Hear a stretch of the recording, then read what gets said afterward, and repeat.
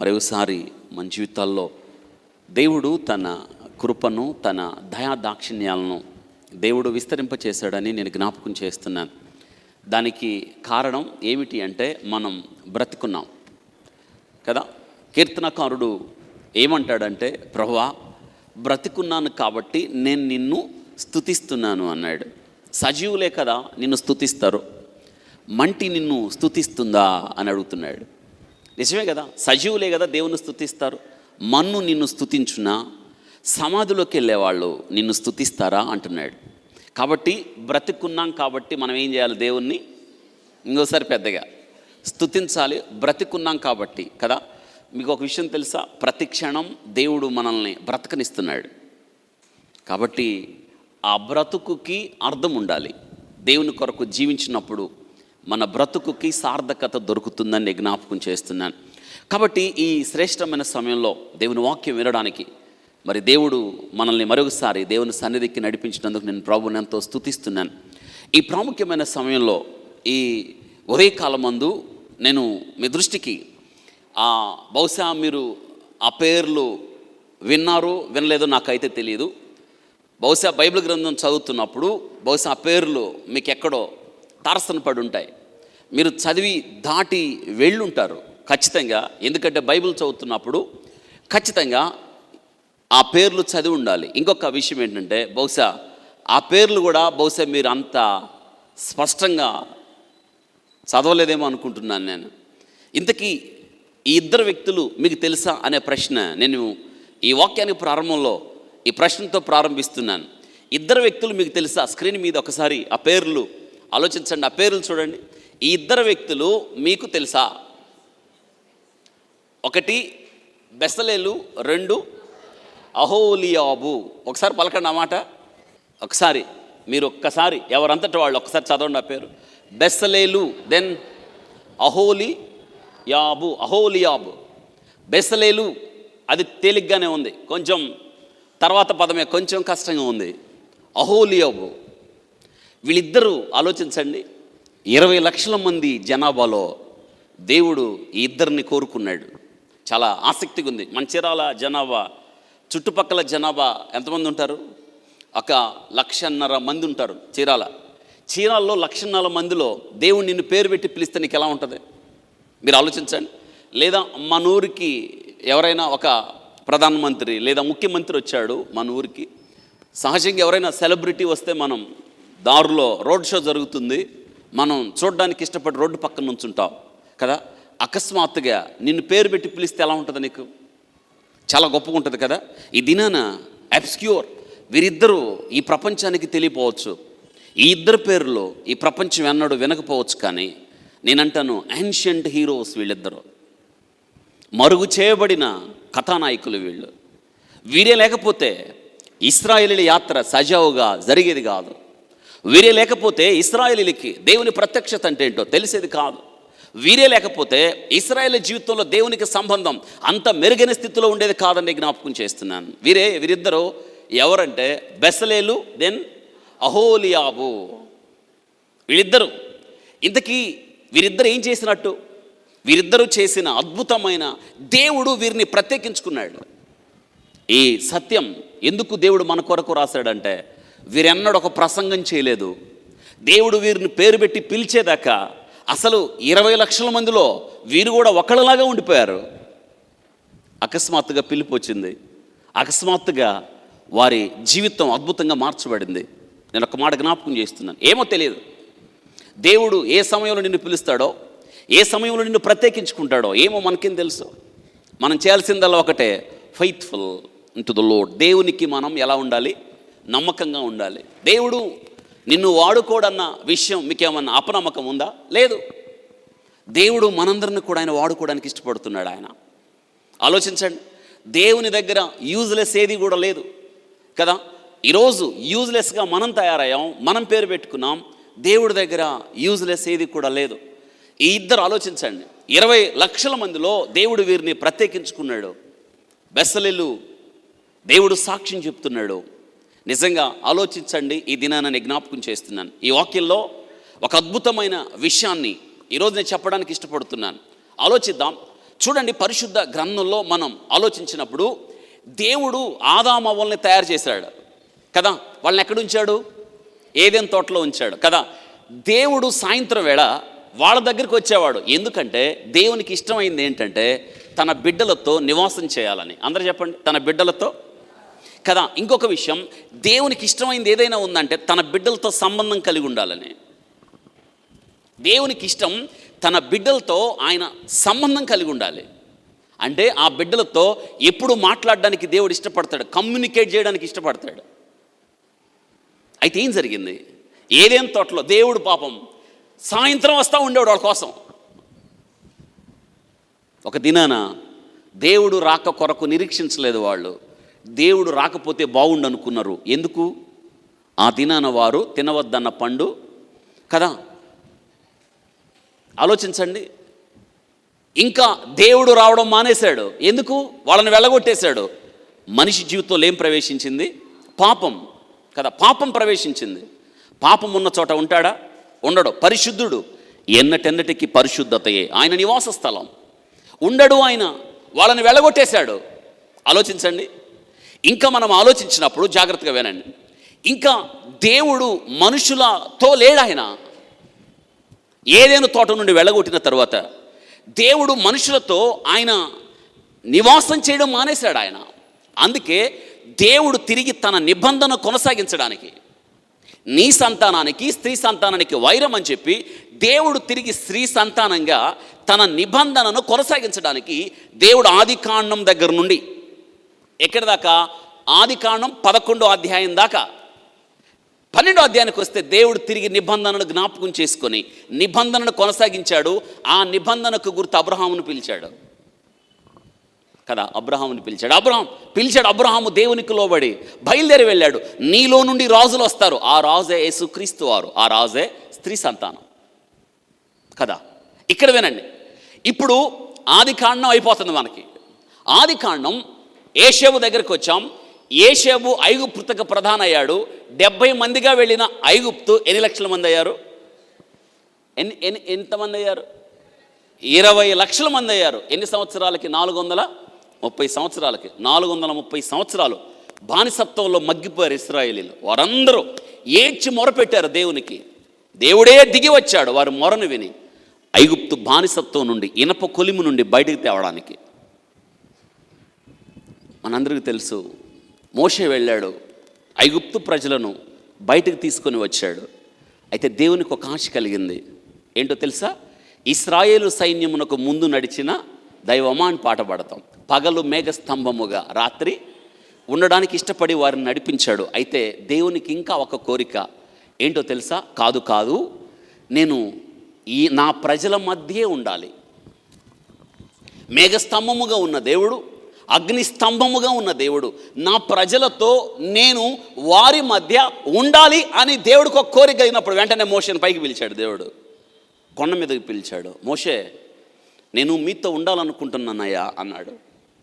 మీ మధ్య ఉండాలనుకుంటున్నాను, మీరు నా ప్రజలు కదా అనగానే మోషే ఆశ్చర్యం చెందిపోయాడు. ప్రభువా, అవునా? అవును, అందుకే నేను మీ మధ్య ఉండాలి కాబట్టి ఇదిగో విధి విధానాలు ఇస్తున్నాను. నా కోసం మీరు ఒక కట్టడము కట్టాలి, ఒక గుడారము కట్టాలి. అదే ప్రత్యక్ష గుడారం. ఆ గుడారములో నేను ఉంటాను అన్నాడు. దేవుడు ఉండడానికి ఏం కట్టమన్నాడు? గుడారము కట్టమన్నాడు కదా. లుక్, ఇక్కడ వినండి. దేవుడు ఉండడానికి గుడారం కట్టాలి కదా. గుడారము కట్టే యోధుడెవడో, గుడారము కట్టే ధీరుడెవడో, గుడారము కట్టే నైపుణ్యత కలిగిన వాడు ఎవరో? 20 లక్షల మందిలో దేవుడు అన్నాడు, ఇదిగో నా గుడారం కట్టాల్సిన 20 లక్షల మందిలో ఈ ఇద్దరు. ఎవరు? బెసలేలు, ఇంకొకళ్ళు ఎవరో? ఇప్పుడు అర్థమైందా? Right down. ఇప్పుడు మీరు హెడ్డింగ్ రాసుకోండి. భూమిపై దేవునికి మొట్టమొదట నివాస స్థలమును కట్టిన బెసలేలు. భూమిపై దేవునికి మొట్టమొదట నివాస స్థలము కట్టిన బెసలేలు. నిర్గమకాండం చదువుదాం వాక్యం 31వ అధ్యాయం. నిర్గమకాండం 31వ అధ్యాయం 11 వచనాలు చదువుతున్నాను, దయచేసి మాటలు గమనించండి. నిర్గమకాండం 31వ అధ్యాయం. హెడ్డింగ్ రాసుకున్నారా? భూమిపై దేవునికి మొట్టమొదటి నివాస స్థలము కట్టిన బెసలేలు. బెసలేలు మరియు యెహోవా మోషేతో ఇట్లా నేను చూడుము, నేను యూదా గోత్రములో హూరు మనవుడును ఊరు కుమారుడైన బెసలేలుని పేరు గల వానిని పిలిచితిని. ఆహా, మోషే పిలిచాడా దేవుడు పిలిచాడా? అందరూ చెప్పండి. దేవుడే పిలిచాడు. ఇప్పుడు అర్థమైందా? ఎన్నిక మనుషులు జరగద్దు. ఎవరు ఎన్నిక జరగాలి? దేవుని ఎన్నికే జరగాలి. నాకు ఆశ్చర్యం అవుతూ ఉంటుంది. ఆకాశ మహాకాశములు పట్టజాలని దేవుడు కదా, దూతలు సైతం దేవుని యొక్క పరిశుద్ధతను తట్టుకోలేక 2 రెక్కలతో ముఖం కప్పుకొని పరిశుద్ధుడు పరిశుద్ధుడు అని నిత్యము దేవుని స్తుతిస్తున్నప్పుడు ఆ యొక్క స్తుతులకు గడప పునాదులు ఏమైపోతున్నాయి? కదిలిపోతాయి. అటువంటి దేవుడంట మనుషులతో నివాసము చేయడానికి ఆయన ఇష్టపడుతున్నాడు. నాకు ఆశ్చర్యం. అటువంటి దేవునికి నివాస స్థలం కట్టడానికి దేవుడు బెసలేలు ఎన్నుకున్నాడు.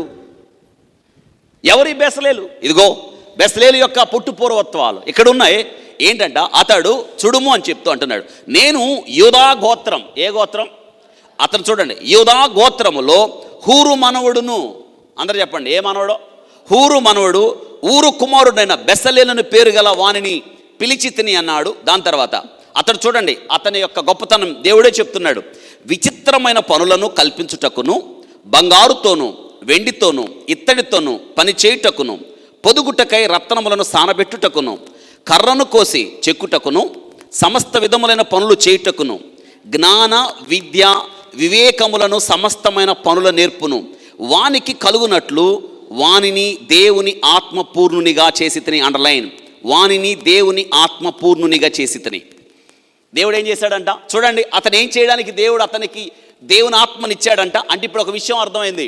బెసలేలు దేవుని ఆత్మతో నింపబడినవాడు. అందరు చెప్పండి, బెసలేలు దేవుని ఆత్మతో నింపబడినవాడు. దేవుడు అంట అతనికి జ్ఞానం ఇచ్చాడంట. జ్ఞాన విద్యా వివేకం. జ్ఞానం అంటే అర్థం ఏంటి? సింపుల్, యెహోవా యందు భయభక్తులు కలిగి. ఇప్పుడు ఒక విషయం అర్థమైంది. బెసలేలు అంత జ్ఞానవంతుడు ఎలా అయ్యాడంటే సీక్రెట్. దేవుని యందు బెసలేలు భయభక్తులు కలిగి ఉన్నాడు.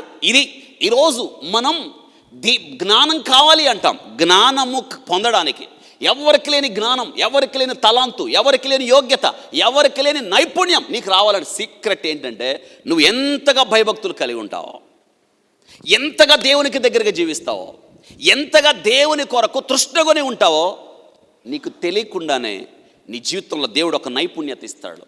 ఆలోచించండి, బెసలేలుకి దేవుడంట ఎవరికి లేని నైపుణ్యం ఇచ్చాడు. కారణం ఏంటంటే బెసలేలు జ్ఞానముతో నింపబడ్డాడు. బెసలేలు దేవుని యందు భయభక్తులు కలిగి ఉన్నాడు కాబట్టి. ఆలోచించండి, ఇక్కడ ఒక విషయం ఏనండి, ఇంతకుముందు బెసలేలు దేవుని యందు భయభక్తులు కలిగి ఉన్నాడని ఎవరికైనా తెలుసా? దేవునితో సంబంధం కలిగి ఉన్నాడు ఎవరికైనా తెలుసా? తెలీదు. ఒక సమయం రాగా బెసలేలు ఎవరో లోకానికి ఎత్తిపట్టి దేవుడు చూపిస్తున్నాడు. మనం చాలాసార్లు ఏమనుకుంటాం తెలుసా? నా భక్తి అందరికి తెలియాలి, నా వివేచన అందరికి తెలియాలి, నా విశ్వాసం అందరికీ తెలియాలి, వాక్యంలో నాకున్న పట్టు అందరికీ తెలియాలి. నో, నువ్వేం చేసావో, ఏం చేస్తున్నావో సమయం వచ్చినప్పుడు దేవుడు నేను లోకానికి ఎత్తిపట్టి స్వైట్. దేవుడు సమయం కొరకు ఎదురుచుడు. ఆలోచించు, బెసలేలు భక్తి ఉందని, బెసలేలుకు విశ్వాసం ఉందని, బెసలేలు దేవుని యందు నిరీక్షణ కలిగి ఉన్నాడు. ఈ ప్రపంచానికి తెలియదు దేవుడు చెప్పేదాకా. దేవుడు ప్రత్యేకించుకొని అంటున్నాడు, 20 లక్షల మందిలో నేనుండడానికి నివాస స్థలము కట్టడానికి మీలో ఒక్కడే ఉన్నాడు యోగ్యుడు. ఎవరు అతను? బెసలేలు. నిజంగా బెసలేలుకి అసలు ఆలోచించండి ఎన్ని యోగ్యతలు చెప్తున్నాడో. నేను అనుకుంటాను ఇది వాక్యం చదివినప్పుడు అంట మోషే ఆశ్చర్యపోయాడంట. అరే 20 లక్షల మందిలో ఇలాంటి వాళ్ళు ఉన్నారా? ఎందుకుండరు? ఇప్పుడు సహజంగా దేవుడు ఏమనాలి? మోషే నువ్వు సూపర్, నువ్వు అద్భుతం, నువ్వు అద్భుతమైన చదువుకున్నావే మోషే. చాలామంది చరిత్రలో ఏం చెప్తారంటే మోషే మంచి ఆర్కిటెక్ట్, మోషే చాలా గొప్ప శిల్పకారుడు. మోషే అంట చరిత్రలో మనం చూస్తాం, బైబిల్లో అయితే రాయలేదు కానీ మోషే అంట ఐగుప్తులో ఉన్న పిరమిడ్స్ని మోషే చాలా డిజైన్ చేశాడంట. ఇప్పుడు ప్రపంచ వింతల్లో ఒక వింత కదా, ఐగుప్తులో ఉన్న సమాధులు, పిరమిడ్స్ అంటారు చూసారా, ఆ పిరమిడ్స్ని అంత అద్భుతంగా డిజైన్ మోషే చేశాడంటారు. ఇప్పుడు ఆలోచించండి, మోషే ఐగుప్తు యొక్క సకల విద్యలు అభ్యసించాడు. ఇప్పుడు దేవుడు అడగచ్చుగా మోషేని, మోషే నా కోసం నువ్వు మంచోడివి, నువ్వు గొప్పోడివి, నువ్వు నా దగ్గర 40 సంవత్సరాలు మిద్యాన అరణ్యంలో ట్రైనింగ్ పొందావు, నువ్వు నా కోసం కట్టడం కట్టి అన్నాడా? ఏమో తెలియదు. దేవుడు ఏ సమయంలో ఎవరినైనా వాడుకోవచ్చు. అయితే దేవునికి నమ్మకత్వం కావాలి. ఉంటున్నాం ఆ నమ్మకత్వం. మనం నమ్మకత్వంగానే ఉండటానికి ప్రయత్నం చేస్తాం, నమ్మకత్వంగానే కొనసాగుతాం. ఎందుకో వెన్ను తిరిగి వెళ్ళిపోతాం.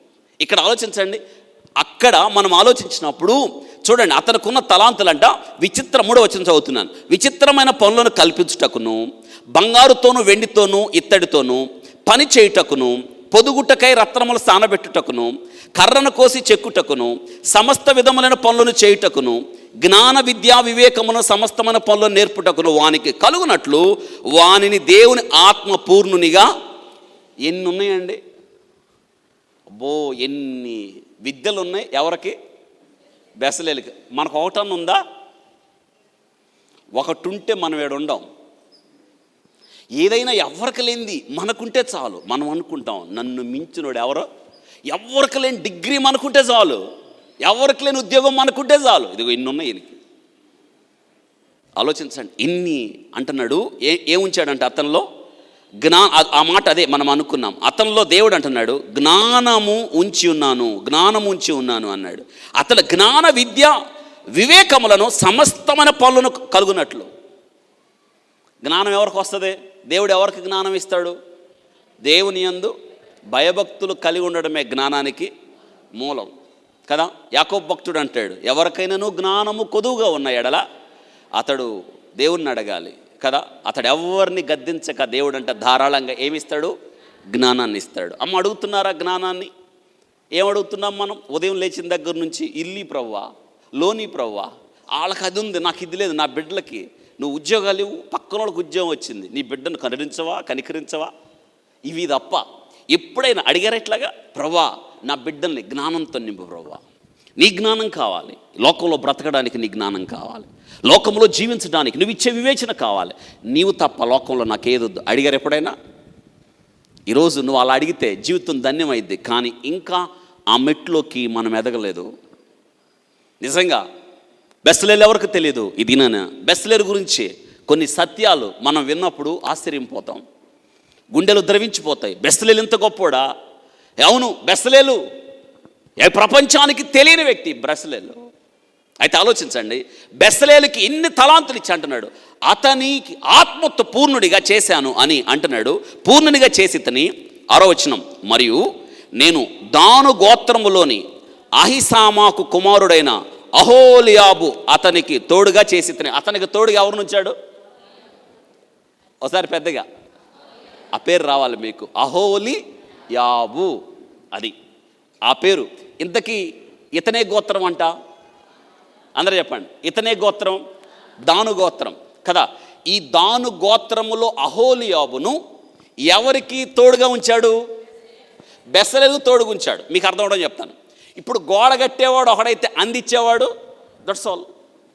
ఇప్పుడు వీళ్ళిద్దరు ఎవరు ముఖ్యం అంటారు? ఆన్సర్ చేయండి.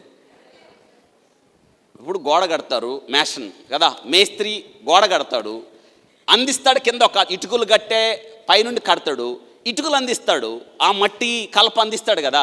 వీళ్ళిద్దరు ఎవరు గొప్ప అంటారు? పెద్దగా ఇద్దరు గొప్పే. నేను అందిస్తాను కట్టుకో అంటే వీళ్ళు లేకుండా వాడు ఏం చేస్తాడు? కడతాడా? కట్టడు, కుదరదు. ఇద్దరు ఉండాల్సిందే. ఇక్కడ వినండి ఆశ్చర్యం. ఇప్పుడు బెసలేలే గోత్రం? యోధా గోత్రం. గుడ్. అహోలియాబే గోత్రం? విచిత్రం ఏంటంటే గోత్రాలన్నిట్లో హైయెస్ట్ యోధా గోత్రం. గోత్రాలన్నిటికన్నా లీస్ట్ ఏది? దాను గోత్రం. అంటే దేవుడు ఉన్నతమైన వర్గం వాడిని వాడుకుంటాడు, తక్కువ వర్గం వాడిని దేవుని దగ్గర ఏ పక్షపాతము. యోధా గోత్రపు సింహం, యోధా యొద్ద రాజదండం అని యాకోబు తన అవసాన కాలం ముందు వృద్ధుడైపోయిన తర్వాత యోధాని గురించి ప్రవచించాడు. యోధా, నువ్వు సూపర్ హైయెస్ట్ అని చెప్పాడు. దాను గోత్రం నుంచి చెప్పన్నాడు. దాను ఎలా అంటాడు? ఒక్కసారి మీరు వెళ్దాం, ఆది కాండానికి వెళ్తే ఆ గోత్రాలు రెండు ఒక్కసారి ఆ విషయాలు చూద్దాం. ఒకటేమో ఉన్నతమైన గోత్రం, ద అరిస్టోక్రాటిక్ ట్రైబ్, ఇంకొకటేమో లోయెస్ట్ ట్రైబ్. చూడండి యోదాను గురించి 49వ అధ్యాయం ఆది కాండం 8, 9, 10 వచనాల వరకు, 8, 9, 10, 11 ఈ వచనాల్లో యూదా గోత్రాన్ని గురించి ఉంది. ఇంకా కిందకి వస్తే 16వ వచనంలోనేమో దాను గోత్రం. ఇక్కడ వినండి, యూదా గోత్రం, యూదా నీ సహోదరులు నిన్ను, 8వ వచనం, స్తుతించెదరు. యూదా అంటే అర్థం ఏంటి? స్తుతి. స్తుతిలో శక్తి ఉంది, శక్తిమంతులు వీళ్ళు. ఎవరు? యేసయ్య వచ్చింది కూడా ఏ గోత్రంలో? యూదా గోత్రంలో. కాబట్టి the most powerful, most aristocratic tribe, ఉన్నతమైన వర్గం ఏ ఏ ఏ ఏ గోత్రం? యూదా గోత్రం. ఇక్కడ 16వ వచనం చూడండి, 16వ వచనం, దాను ఏంటంట? ఇశ్రాయేలు గోత్రికుల వలె తన ప్రజలకు న్యాయము తీర్చును. దాను త్రోవలో సర్పముగాను దారిలో కట్ల పాముగాను ఉండును, అది గుర్రపు మడిమలు ఖర్చును, అందువలన ఎక్కువవాడు వెనకకు. ఇక్కడ వినండి, దాను అంటే అర్థం తీర్పు. దాని అంటే అర్థం ఏంటి? స్తుతి, తీర్పు కదా. దేవుడిద్దరిని వాడుకున్నాడు. ఇప్పుడు చెప్పండి, దేవుడు ఎవరిని అవతల పారవేసే వ్యక్తి కాదు. అందుకే కదా దేవుడు అంటాడు, ఎంత ఘోర పాపినైనను దేవుడు ప్రేమతో చేర్చుకుంటాడు కదా. దేవుని దగ్గర ఈరోజు నేను పనికిరాను, దేవుడు నన్నే వాడుకుంటాడు, దేవుడు నన్ను విడిచిపెట్టేశాడు కదా, నా గోత్రం ఎన్నిక లేంది కదా, అసలు నా కుటుంబం విలువ లేంది కదా అని ఒకవేళ నువ్వు అనుకుంటే, లుక్ ఇట్, ఒక గోత్రం యూదా గోత్రం, ఇంకొక గోత్రం ఏ గోత్రం? దాను గోత్రం. ఇక్కడ వినండి, యూదా గోత్రములో ఉన్న బెసలేల్ని దేవుడు ఆత్మపూర్ణుడిగా చేసి దాను గోత్రములో ఉన్నవాడిని ఎలా ఇచ్చాడంట? అసలు దేవుని యొక్క బుద్ధి జ్ఞాన బాహుళ్యత ఎంత గంభీరం ఆలోచించండి. ఈరోజు ఈ వాక్యం ఈరోజు ఏం నేర్పిస్తుందో చూద్దాం. మళ్ళీ మూలపాఠానికి వెళదాం. మనం 31వ అధ్యాయంలో మనం ఆలోచించినప్పుడు, అహోలియాబును అతనికి 6వ వచనం, తోడు చేసి తిని నేను నీకు ఆజ్ఞాపించినవన్నీ చేయునట్లు జ్ఞాన హృదయులందరి హృదయములో జ్ఞానమును ఉంచి ఉన్నాను. చూడండి ఏమేమి కట్టాలో వాళ్ళు: ప్రత్యక్ష గుడారమును, సాక్ష్యపు మందసమును, దాని మీదున్న కరుణాపీఠమును, ఆ గుడారపు ఉపకరణములన్నిటినీ, బల్లను దాని ఉపకరణములను, నిర్మలమైన దీపవృక్షములను దాని ఉపకరణములన్నిటినీ, ధూపవేదికను, దహన బలిపీఠమును దాని ఉపకరణములన్నిటినీ, గంగాళమును దాని పీటను, యాజక సేవ చేయునట్లు సేవ వస్త్రములను, యాజకుడైన అహరోను యొక్క ప్రతిష్ఠ వస్త్రములను, అతని కుమారుల వస్త్రములను, అభిషేక తైలమును, పరిశుద్ధ స్థలము కొరకు పరిమళ ధూప ద్రవ్యములను నేను నీకు ఆజ్ఞాపించిన ప్రకారముగా వారు సమస్తమును. ఇంతకీ దేవుడు ఈ సంగతులు ఎవరికి చెప్తున్నాడు? ఎవరికి? మోషేకి చెప్తున్నాడు. మోషే వచ్చి ఎవరికి చెప్పాలి?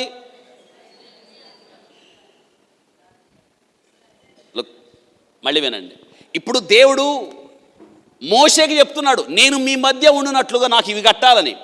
దేవుడు మోషేకి చెప్తున్నాడు, మోషే వచ్చేలాగా చెప్పాలి. బెసలేలికి, అహోలియాబుకి చెప్పాలి. ఇదిగో ఇప్పుడు వినండి, దేవుడు మోషేకి చెప్పాడు, మోషే ఎవరో చెప్పాడు? బెసలేలికి చెప్పాడు. ఈరోజు ఈ వాక్యం ద్వారా దేవుడు మనతో మాట్లాడడానికి ఆయన ఇష్టపడుతున్నాడు. ఆలోచించండి. ఇంకొక మాట, బెసలేలు అనగా అర్థం రాసుకొని మన వాక్యంలోకి వెళదాం. బెసలేలు మొదటిగా ఇంగ్లీష్లో ఒక్కసారి మీరు రాసుకోగలిగితే ఇంగ్లీష్లో స్పష్టంగా ఉంది. Bezalel, BEZALEL, Bezalel. బి అంటే అర్థం ఏంటి? ఇన్, లో, ఉండుట అని అర్థం. Bezalel, BEB. Second one gel, TZAL, gel అంటే షాడో అని అర్థం, నీడ అని అర్థం. మీ అందరికీ తెలుసు EL అంటే దేవుడు అని అర్థం, సర్వోన్నతుడు అని అర్థం. మొత్తం మీద దీని అర్థం ఏంటంటే ఇన్ హిజ్ షాడో, దేవుని నీడలో అని రాసుకోండి. అర్థమైందా? బెజలేలు అనగా అర్థం బెజలేల్, దేవుని నీడలో ఉన్నా అని అర్థం. దేవుని నీడలో ఉన్నా. కాబట్టి ఇప్పుడు ఒక విషయం అర్థమైపోయింది, బెజలేల్ ఎవరి నీడలో ఉన్నాడు? గుడ్, మంచి పేరు. బెజలేల్, దేవుని నీడలో ఉన్న బెజలేలు. ఆ మాట రాసుకోండి. దేవుని నీడలో, being protected by almighty God, దేవుని నీడలో ఉన్న బెజలేల్. కాబట్టి ఈ వాక్యంలో నేను జ్ఞాపకం చేస్తున్నాను, ఈ దేవుని నీడలో బెజలేలు ఉన్నాడు. ఈరోజు నువ్వు ఎవరి నీడలో ఉన్నావు ఆలోచించు. లోకం అనే నీడలో ఈరోజు చాలామంది వెళ్ళి జీవితాన్ని నాశనం చేసుకున్న వాళ్ళు చాలామంది ఉన్నారు కదా. ఎక్కడో ఏదో దొరుకుతుందని కదా చాలామంది బదిరి వృక్ష నీడలోకి వెళ్ళిపోయారు. అది నీడ, అది నిరాశను తల్పించింది. గొప్ప యోధుడైన ఏలియా కర్మేలు పర్వతం మీద ఆకాశము నుండి అగ్నిని రప్పించిన ఏలియా నిరాశలోకి వెళ్ళిపోయి బదిరి వృక్షపు నీడను ఆశ్రయించాడు. సొమ్మసిల్లిపోయాడు. దేవుని దూత దిగివచ్చి ఏలియా ఎక్కడ కాదు నువ్వు ఉండాల్సింది, నీ శక్తికి మించిన ప్రయాణం ఉంది, ఎందుకు నిరాశపడ్డావు? ఈ దినాన లోకంలో నిరాశపడతాం, భంగపడతాం, కృంగిపోతాం, వేదనకు గురవుతాం. అయితే నువ్వు ఆశ్రయించాల్సిన నీడ ఉంది. ఆలోచించండి, బెజలేల్ దేవుని నీడలో ఉన్నాడు. ఇక దిగులు లేదు, కలత లేదు, విచారం లేదు. ఈ దినాన చాలామంది కదా తాత్కాలికమైన నీడలోకి వెళ్ళే అనేక మంది ఉన్నారు. ఆలోచించండి, నినివేకు ఏం జరిగిద్దోనని ఆలోచనలో మునిగిపోయి పందిరేసుకొని కూర్చున్నాడు. ఎవరండి? యోనా. అయితే ఏం జరగట్లా నినివేకి? అయితే నినివే నుంచి శబ్దాలు వస్తున్నాయి, నినివే నుంచి ఏడుపులు వస్తున్నాయి. రాజు యొద్ద నుండి పసిపిల్లలు, పాలు తాగే పిల్లల వరకు అన్నం తింటం మానేశారు. పశువులు నీళ్లు తాగడం మానేసి మొరపెడుతున్నాయి దేవునికి.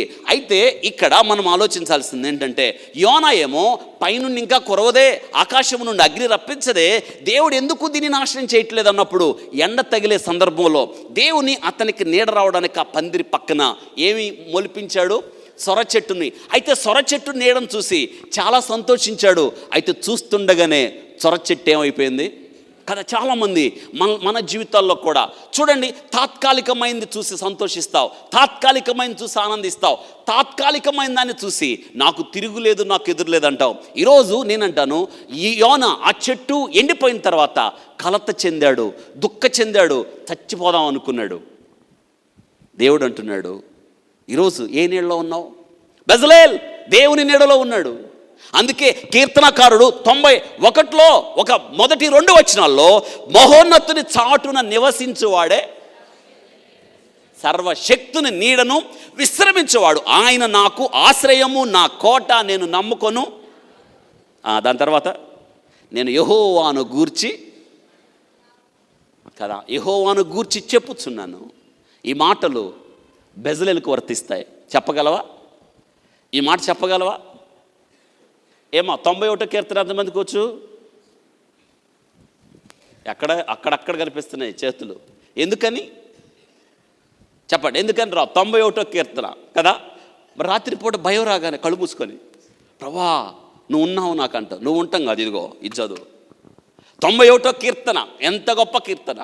దేవుని చాటు, ఇదిగో బెజలేల్ ఇంత ఎత్తుకు ఎదిగాడంటే నేను అంటాను, బెజలేల్ ఇదిగో దేవుని చాటున దాగిపోయాడు. దేవుని చాటున బెజలేల్ ఒదిగిపోయాడు. ఏ నీడలో ఉన్నావు? నువ్వు దేవుని నీడలో ఉండగా ఒక దినాన దేవుని నీడను ఆశ్రయించిన వారు ఈ ప్రపంచంలో ఎక్కడ ఎన్నడూ చెదిరిపోలేదు. లోకంలో గనులైన వారు, లోకంలో గొప్పవారైన వారు బెజలేల్ను దేవుడు ఎన్నుకున్నాడు. ఈ దినాన బెజలేల్ అనగా అర్థం ఏంటంటే, చెప్పండి ఏంటి అర్థం? దేవుని నీడలో ఆయనకు తోడుగా ఇచ్చిన ఆయన పేరు ఎవరో? అహోలియాబు. ఆ పేరు కూడా అండర్లైన్ చేసి, అహోలియాబు అంటే తండ్రి యొక్క గుడారం, తండ్రి గుడారం అని రాసుకోండి. తండ్రి గుడారం, తండ్రి గుడారం, తండ్రి యొక్క గుడారం అని రాసుకోండి. ఓకే, ఒక్కసారి బెజలేల్ అంటే అర్థం ఏంటి? అందరు చెప్పండి కదా. దేవుని నీడలో, సర్వోన్నతుని నీడలో అని అర్థం. ఓకే, అహోలియాబు అంటే అర్థం తండ్రి యొక్క గుడారం. చూడండి ఎంత బాగున్నాయో వీళ్ళ పేర్లకి అర్థాలు, ఎంత చక్కగా ఉన్నాయో కదా. కాబట్టి ఈ దినాన్ని జ్ఞాపకం చేస్తున్నాను. ఇక వాక్యంలోకి మనం వెళదాం రండి. ఈ యొక్క బెజలేల్ యొక్క పుట్టుపూర్వత్వాలు. బెజలేల్ని దేవుడు ఎందుకున్నాడు? బెజలేల్లో ఉన్న గొప్పతనం ఏంటి? బెజలేల్ని దేవుడు ఎందుకు, దేవుని యొక్క దృష్టిని బెజలేల్ ఆకర్షించాడు? మనం ఏ రీతిగా బెజలేల్ లాగా మనం కూడా దేవుని చిత్తంలో దేవుని ఉద్దేశాలు నెరవేర్చేవారిగా, దేవుణ్ణి ఆకర్షించే వాళ్ళగా మనం ఎలా ఉండాలో ఈ బెజలేల్ యొక్క జీవితం మనం అనుకరిస్తే చాలు. It's a good role model.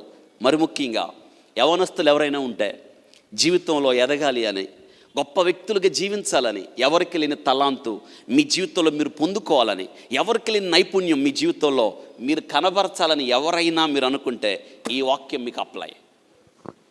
నువ్వు అప్లై చేస్తే దేవుడు నీకు సప్లై చేస్తాడు జ్ఞానాన్ని. వింటున్నారా? ఇది నేను జ్ఞాపకం చేస్తున్నాను.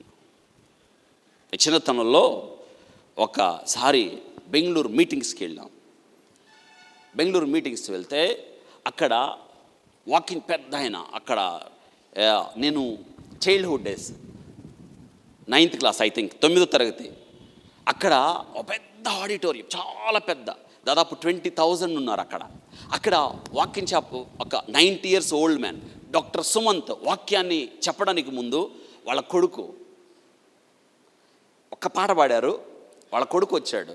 వాళ్ళ కొడుకు ఆయన డాక్టర్, ఆయన అందరు లేచి నుంచోమన్నాడు. ఆయన దగ్గర వైలిన్ ఉంది, నాకు బాగా గుర్తు. 3 లేదా 4 నిమిషాలు వాయించాడండి వైలిన్ వాక్యానికి ముందు. నాకు అనిపించింది there is a power in the music. నేనంటాను ఆ రోజు అనుకున్నా మ్యూజిక్లో there was a power in the music. నేనంటాను ఇప్పుడు అర్థమయ్యేది ఏంటంటే మ్యూజిక్లో కదా పవర్ ఉంది, వాయించే ఆయనలో ఎవరు పవర్ ఉంది? స్కిల్. తెలుసా, నేను అందరిని తిరిగి చూస్తున్నా. ఆ రోజు ఏ ఆడవనోళ్ళు లేరు. ఏముంది నాకు అర్థం కాల, ఎందుకు ఏడుస్తున్నారు వీళ్ళందరూ ఇలాగా? ఆయన వాయించినప్పుడు దేవుడు శక్తి, దేవుని యొక్క ప్రభావం ఆ ప్రజల మీద పడిపోయింది. ఇంకా వాక్యం చెప్పాలా వాళ్ళ నాన్నగారు? అసలు బైబిల్ ఏది ఎరవలా. నాకు అనిపించింది ఈయన వాయిస్తే ఎట్లా ఏడుస్తున్నారే. దావీదు వాయించినప్పుడు దెయ్యాలు ఏమైపోయినాయి? సౌలుకు పట్టిన దురాత్మ పట్టిందంట. ఈరోజు ఆయనకు ఓడ పడితే మనకు ఎన్ని పట్టినాయి?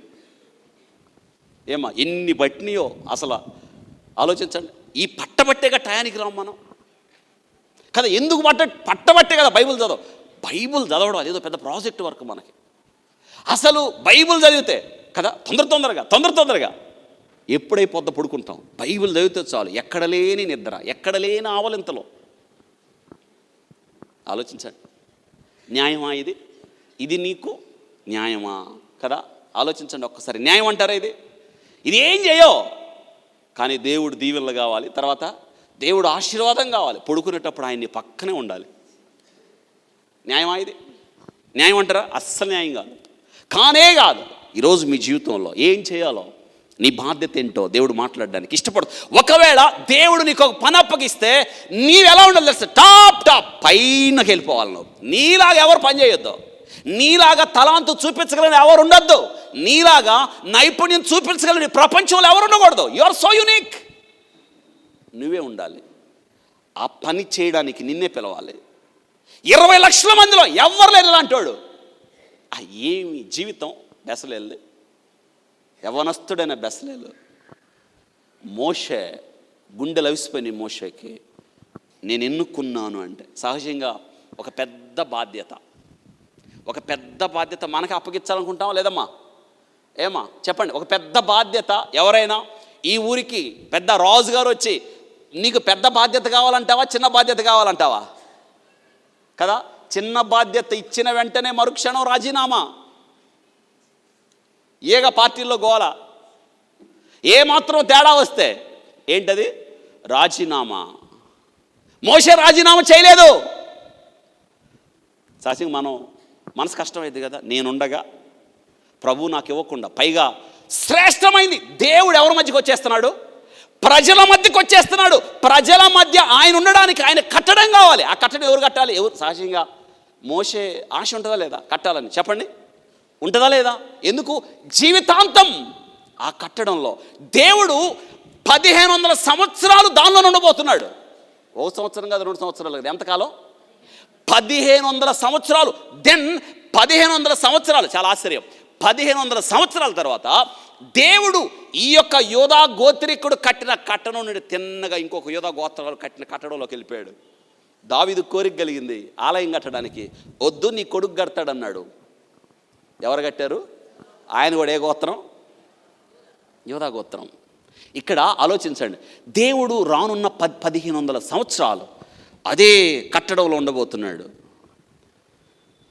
బెసలేలుని దేవుడు ఎన్నుకున్నాడు. ఇంతకీ బెసలేలు కుటుంబం రాసుకోండి అన్నమాట. బెసలేలు కుటుంబం 3 విషయాలు రాయబడ్డాయి అక్కడ. బెసలేలు కుటుంబం ఆలోచించండి. అతని గురించి దేవుడు చెప్పడానికి ఇష్టపడ్డాడు. నేను దేవుడంట. చూడండి దేవుడు ఏమంటున్నాడు మోషేతో. మోషే నేను అన్నాడు, నేను యూదా గోత్రములో హూరు మనవడును ఊరు కుమారుడునైన బెసలేలు. గోత్రం ఏంటి? యూదా. ఇందాక చెప్పాను, అరిస్టోక్రాటిక్ ట్రైబ్, గొప్ప గోత్రం కదా. ఆ గోత్రంలో ఎవరు మనవడంట? హూరు మనవడు. అందరు చెప్పండి, హూరు మనవడు ఎవరు కుమారుడు కదా. రెండు, హూరు ఊరు, అటు దిట్టు ఇటు దట్టు చదవకండి, స్పష్టంగా చదవాలి. హూరు, అందరు చెప్పండి, హూరు. హూరు మనవడు ఊరు కుమారుడు. హూరు మనవడు ఊరు కుమారుడు. ఇక్కడ మీరు జ్ఞాపకం చేస్తాను, హూరు గుర్తొస్తున్నాడా? హూరు ఎవరు? ఒక్కసారి నిర్గమకాండం హూరు ఎవరో మీకు అర్థమవుతుంది. నిర్గమకాండం 17వ అధ్యాయం 10వ వచనం. యెహోషువ మోషే తనతో చెప్పినట్లు చేసి, తీసారా? నిర్గమకాండం 17వ అధ్యాయం 10వ వచనం. యెహోషువ, ఇంకా తిప్పుతూనే ఉన్నారు పేజీలో. యెహోషువ మోషే తనతో చెప్పినట్లు చేసి అమాలేకులతో యుద్ధమాడెను. మోషే అహరోను హూరు అనువారు ఆ కొండ శిఖరం ఎక్కిరి. హూరు ఎవరో తెలుసా? మోషేతో పాటు ఏమెక్కాడు? కొండ ఎక్కే అనుభవం ఉంది కదా. కింద యుద్ధం జరుగుతుంది అమాలేకులతో. అయితే ఊరు అహరోనులు మోషేతో పాటు కొండ ఎక్కిరి. ఏం జరిగిందో చూడండి. అక్కడ మోషే తన చేయి పైకెత్తినప్పుడు ఇశ్రాయేలు గెలిచిరి. మోషే తన చేయి దింపినప్పుడు అమాలేకులు గెలిచిరి. మోషే చేతులు బరువెక్కగా వారు ఒక రాయి తీసుకువచ్చి అతడు దాని మీద కూర్చుంటకై దాన్ని వేసిరి. అహరోనులు హూరు ఒకడు ఈ పక్కను ఒకడు ఆ ప్రక్కను అతని చేతులు అందుకొనగా అతని చేతులు సూర్యుడు అస్తమించే వరకు నిలకడగా. ఇప్పుడు అర్థమైందా? హూరు ఎవరో? హూరు మోషేతో పాటు ఏమెక్కాడు? కింద అమాలేకులతో యుద్ధం జరుగుతుంది. జాగ్రత్తగా వినండి.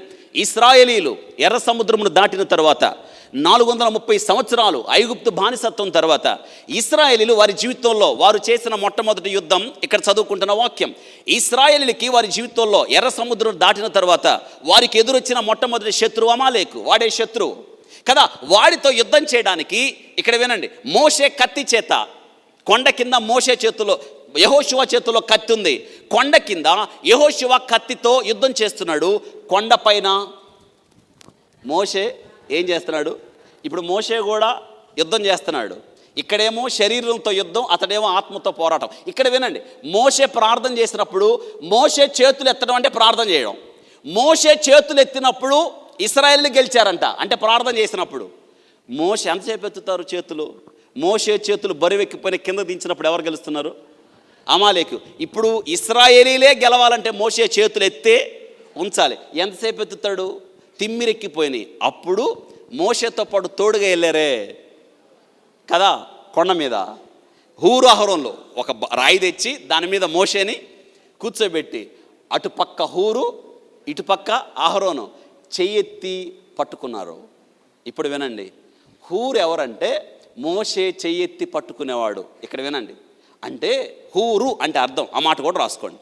హూరు అంటే అర్థం ఏంటంటే తెల్లనైనా పరిశుద్ధమైన అని అర్థం. తెలుపు, తెల్లనైనా. హూరు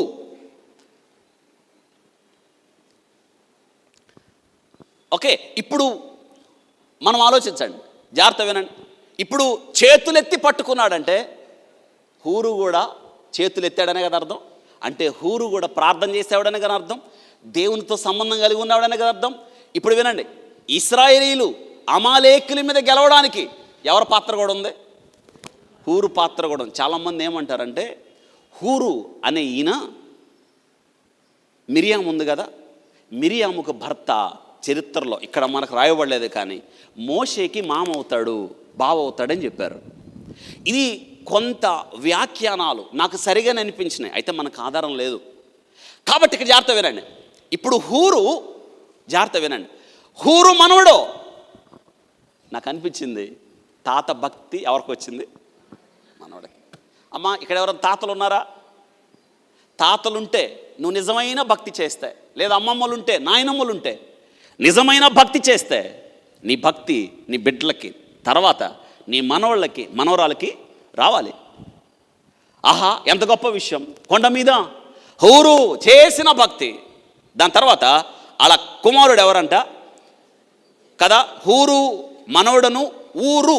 ఊరు అంటే అర్థం వెలుగు, మై లైట్, నా వెలుగు అని అర్థం. దాన్ని అండర్లైన్ చేసి నా వెలుగు.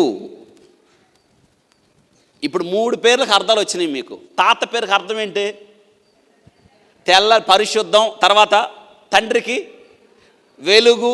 కొడుకు పేరు దేవుని నీడలో. 3 కలిపి చదవండి.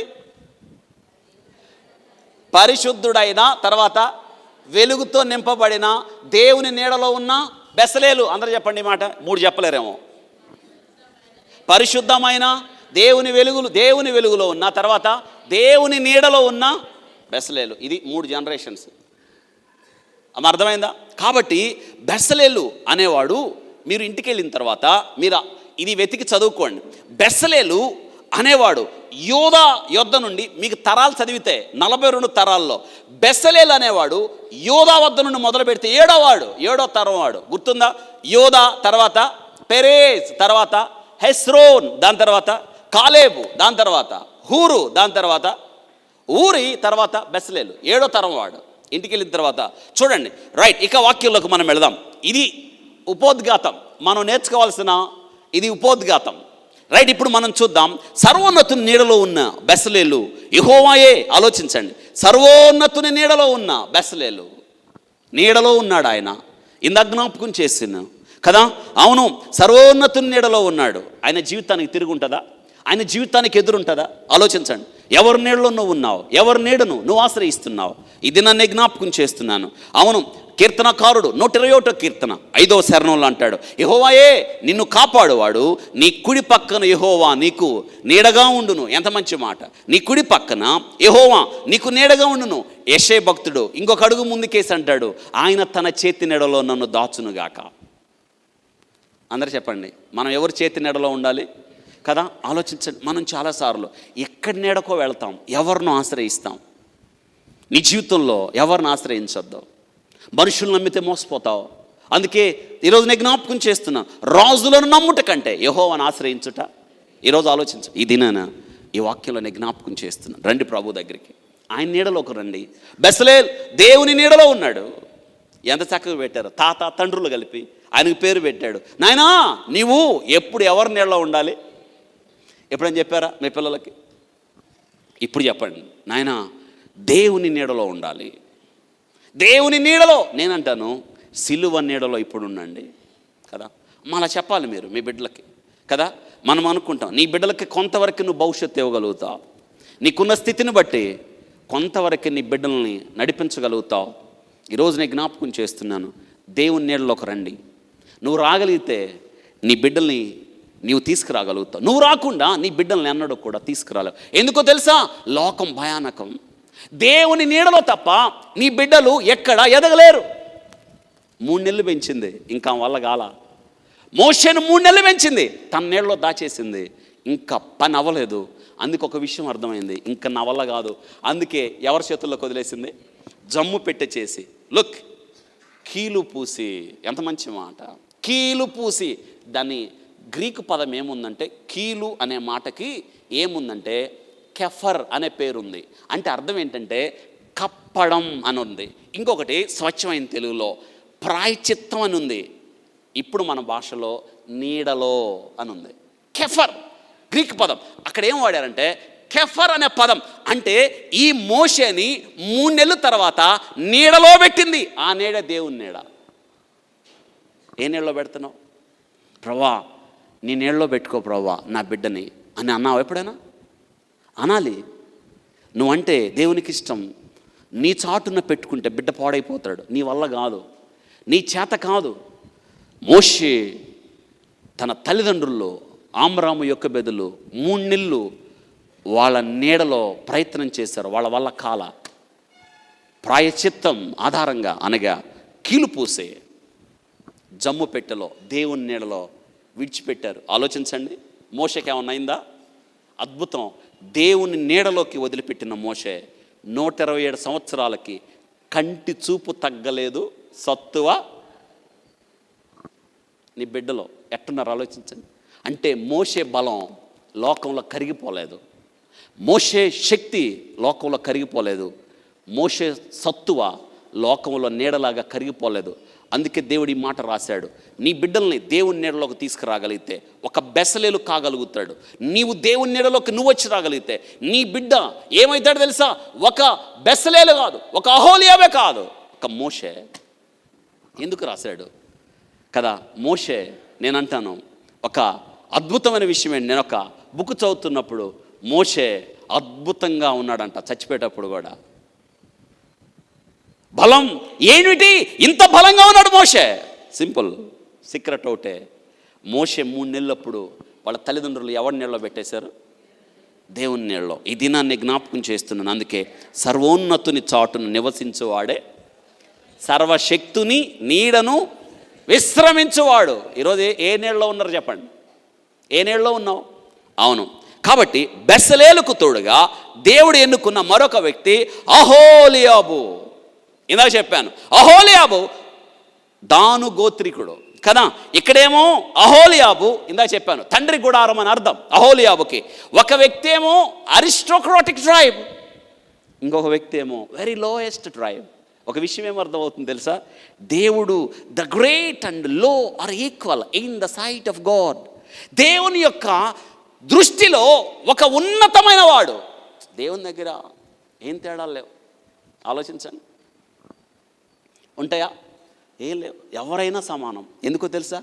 ఏ భేదము లేదు. అందరూ పాపము చేసి దేవుడు అనుగ్రహించు మహిమను మనందరం సమానమే. బయట తేడాలు, బయట ఉద్యోగాలు, బయట స్థితులు, ఇడంతా సమానమే. ఈరోజు నేను జ్ఞాపకం చేస్తున్నాను, ఈరోజు గాడ్ షోస్ నో పార్షాలిటీ. దేవుడు ఆయన పక్షపాత చూసారా? ఎవరినైనా వాడుకుంటాడు. ఒకడేమో ఉన్నతమైన గోత్రం, ఒకడేమో తక్కువ గోత్రం. అయినా దేవుడు భూమి మీద 1500 సంవత్సరాలు ఉండడానికి ఆలోచించండి. బైబిల్ గ్రంథంలో అరణ్యము అనే మాట 280 సార్లు పైన రాయబడింది. ఇటువంటి అరణ్యంలో దేవుడంట ప్రజల మధ్య ఉండడానికి తాను నివాస స్థలంగా కట్టడం కావాలి. అరణ్యంలో, ఈ అరణ్యంలో 20 లక్షల మంది దేవుని కళ్ళ ముందు కనిపిస్తున్నారు. 20 లక్షల మందిలో అక్కడిని పికప్ చేశాడు దేవుడు. అతడే బెసలేలు. బెసలేలు నేను ఎన్నుకున్నాను. బెసలేలు నాకు కడతాడు, నాకు కావాల్సింది. అంటే బెసలేలు దేవునికి పూర్తిగా నచ్చేశాడు. బెసలేలు దేవుని హృదయానుసారుడుగా ఉన్నాడు. బెసలేలు దేవుని చిత్తాన్ని నెరవేర్చేవాడిగా ఉన్నాడు. ఆలోచించండి, 430 సంవత్సరాలు ఐగుప్తు బానిసత్వం కింద ఇశ్రాయేలీలు మగ్గిన తర్వాత వారి యొక్క ప్రయాణంలో దేవుడు పగలు మేఘస్తంభంగా, రాత్రి అగ్నిస్తంభముగా ఉండి దేవుడికి ఒక ఆశ కలిగింది. ఏంటో తెలుసా? చూడండి, ఆ ఆశ ఎంత హృదయాన్ని ద్రవించేదిగా ఉందో. నిర్గమకాండం 25వ అధ్యాయం దేవుని ఆశ ఏంటో చూడండి. 8వ వచనం మోషేతో దేవుడు ఏమంటున్నాడు చూడండి. మోషేతో 8వ వచనం, నేను నిర్గమకాండం 25వ అధ్యాయం 8వ వచనం, నేను వారిలో నివసించున్నట్లు వారు నాకు పరిశుద్ధ స్థలమును నిర్మింపవలెను. నేను నీకు కనబర్చు విధముగా మందిరం యొక్క ఆ రూపమును దాని ఉపకరణములన్నిటినీ రూపమును నిర్మించవలన. మోషేదండి, మోషే ఇదిగో నేనంట ఎక్కడుంటాడంట? వారిలో నివసించున్నట్లు వారు నాకు పరిశుద్ధ స్థలమును నిర్మించాలి. హలో మోషే, నువ్వు కాదు, నాకు కట్టాలి. నేను చెప్తా ఎవరు కట్టాలో. ఇక్కడ ఆలోచించండి. ఈరోజు నేను జ్ఞాపకం చేస్తున్నాను, దేవుడు మోషేని ఎక్కడికి పిలిచాడు? సీనాయి పర్వతం మీదకి పిలిచాడు. ముందు సీనాయి పర్వతం మీదకి పిలిచి దేవుడు ధర్మశాస్త్రాన్ని ఇచ్చాడు, ఆజ్ఞలు ఇచ్చాడు, చట్టాన్ని ఇచ్చాడు కదా. మనం ఇదే చూస్తాం.